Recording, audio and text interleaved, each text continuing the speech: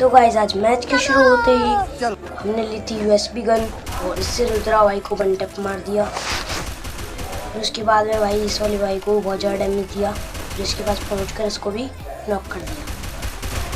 तो गाइस एक भाई पीछे से मेरे को डैमेज दे रहा था, तो मैं उसको भी भाई के पीछे जाके बहुत ज़्यादा डैमेज देता हूँ, लेकिन वो बस के पीछे छुप जाता है, सॉरी वैन के पीछे। तो मैं उसके ऊपर फिर से रश कर देता हूँ और उसको भी गोली मार कर डाउन कर देता हूँ। फिर गाइस बचता है लास्ट बंदा, और गाइस उसको मैं बहुत ज़्यादा डैमेज दे देता हूँ, लेकिन मेरे टीममेट एक गोली मार के किल चुरा लेते हैं।